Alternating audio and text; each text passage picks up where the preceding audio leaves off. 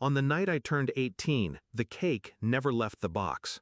My sister threw a tantrum in the middle of dinner, screaming, crying, demanding the spotlight.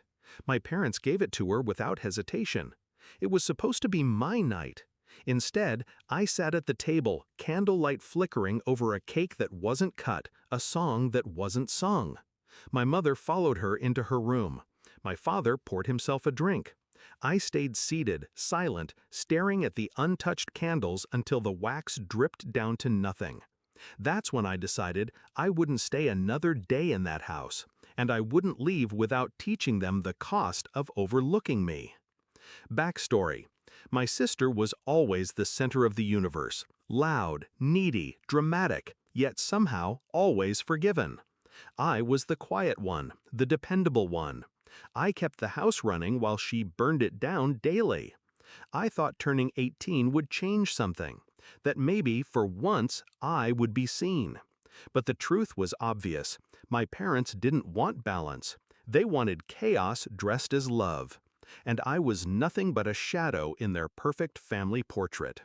I didn't argue that night. I didn't throw plates, didn't cry. I let them believe I was swallowing it down like always. But upstairs, I packed. Methodical, cold, every essential folded into bags. Documents, savings, the small things I had bought with my own money, gone before they noticed. Then I reached for the details they never paid attention to. The utilities were in my name: electric, internet, phone.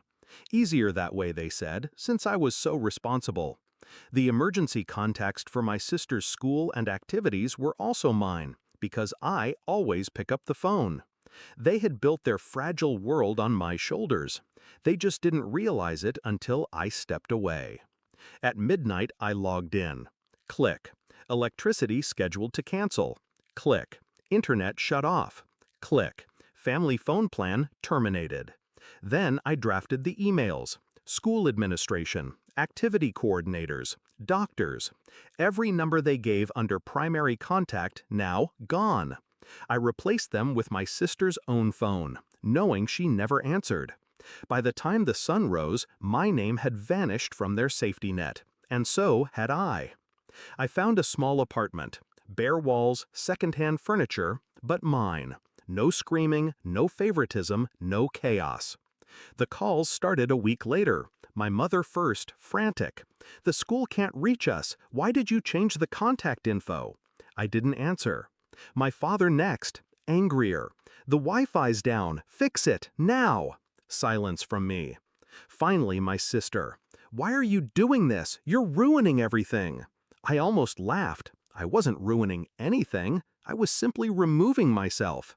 And without me, everything crumbled. 2 weeks later, they showed up at my door. My mother looked pale, my father furious, my sister still playing victim. "You can't just abandon family," my mother said. "I didn't," I replied. "Family abandoned me." My father's fists clenched. "You're being dramatic. Turn the accounts back on." I held his stare, calm, steady. "I turned 18. You made it clear that means I'm on my own. So now you're on your own too." My sister's eyes filled with tears, not from guilt, but from the terror of losing her comfort. For the first time, she wasn't the star. She was stranded. They realized then that the quiet one they'd ignored was the one holding the strings all along. Word spread fast, school calling every day, activities dropped, utilities unpaid, their neighbors whispering about the perfect family who suddenly couldn't manage their own house. Meanwhile, I thrived. I worked. I studied. I built a life on solid ground. A life without their chaos. I didn't have to destroy them with fire. All I had to do was leave. My 18th birthday ended without candles, without applause. But it gave me something sharper than celebration. It gave me clarity. They thought silence meant weakness, that because I didn't scream, I didn't matter. But silence is a weapon when you know when to use it. I walked out the door, and with me went their stability, their control, their illusion of perfection. Now, when I picture that untouched cake, I don't feel bitterness. I feel power, because the night they erased me was the night I learned how easy it is to erase them. And I did.